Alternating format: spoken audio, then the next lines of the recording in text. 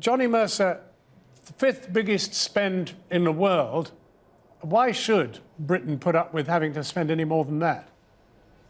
Because the only thing that should define our military spending is the threat that we're up against, and General Nick has outlined that very clearly today. I take your point that there has been money gone in that direction. We're now spending 2% of GDP, which the government will talk about, and that is a good thing. But the only thing that should define this is not sort of marking our own homework, but the threat we're up against, and that threat is evolving and becoming more intense as we've seen today. So I encourage General Nick speaking out. I wish chiefs in the past had done similar, and we would have learnt our lessons a bit more quickly. But no, I think he's made some really good points today, and we need to take them on board. And certainly the government does if it needs to look at what defence looks like in the next 10 or 15 years.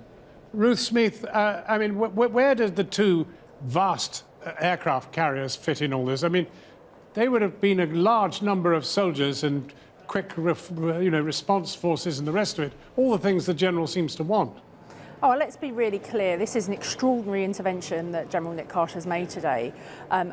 Unheard of, unprecedented, and shows quite how severe the funding gap is.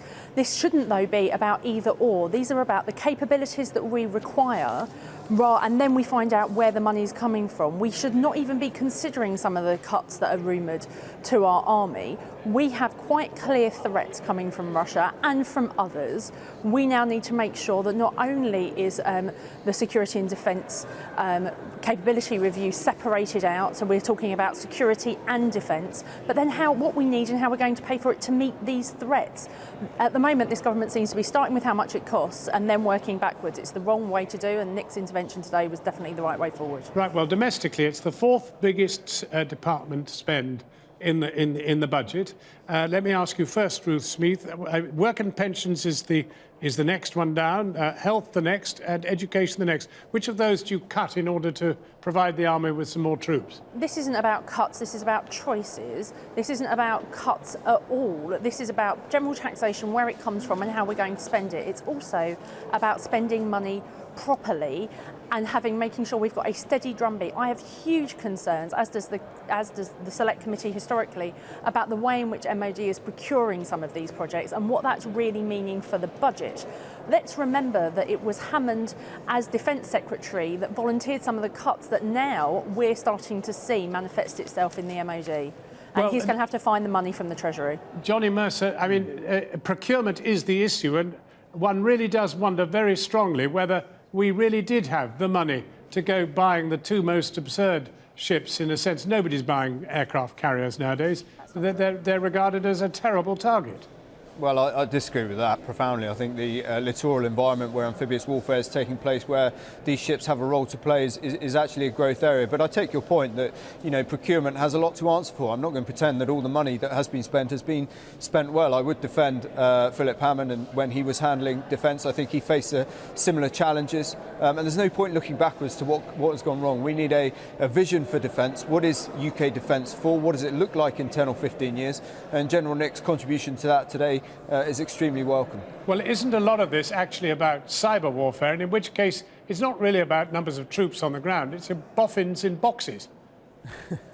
Well, I don't think I'd like to be known as boffins in boxes, but I take your point. Look, spending on that has gone up from 11.7 to 15.2 billion pounds in the last 2 years, and actually before Christmas it was another 51 million pounds was secured to fight cyber warfare. So the government gets that, but I think it's not really an either or. You've got to have, General Nick, his key phrases today were around credibility and commitment, and that's that comes, yes, in the cyber world, but again in the conventional world you've got to have the two together, and you've got to ask where you get it from, and what do we want from our defence. I think it's a broad cross-government question that needs to be answered, and that's why I'm looking forward to the response in the next 12 months from this Prime Minister, Chancellor and Defence Secretary. Well, Ruth Smith, you want more money for the NHS. That certainly is one of Labour's biggest drum rolls. I mean, which comes first? The Ministry of Defence or the Department of Health? Right, first of all, to answer your last question, it's hybrid warfare is what we've been talking about today, and what General Nick Carter was talking about today. That's both cyber and conventional warfare. In terms of a choice between the NHS and the military, there is no such choice. It's ridiculous to try and frame it that way. This is about funding our national security appropriately to keep us safe, and separately then also making sure we've got a proper and decent and well-funded NHS. This going forward is about general taxation and what we're going to pay and how we're going to pay for it. Well, but you start from a point of what do we need? Well, Johnny Mercer, I mean, you want to reopen the budget, let's be candid, and you say you've got 25 other MPs behind you, Tory MPs. I mean, it isn't going to happen, is it? The Chancellor is not going to reopen the box. Well, look, I haven't asked him to do that. What I've said is that, myself and other MPs who are standing with me on the Conservative benches are not prepared to see any further degradation or cut in military spending in this country. We're the party of defence, and it's about, we need to stand up and make sure that we see that through. So, yes, there is an element of that, but it's not about threats or anything like that. It's about doing the right thing for this country. And, you talk about the NHS, but the challenges there are similar. The demand around the NHS is fundamentally changing, as it is the threat to this country's security, and it's down to our generation of politicians to answer those questions.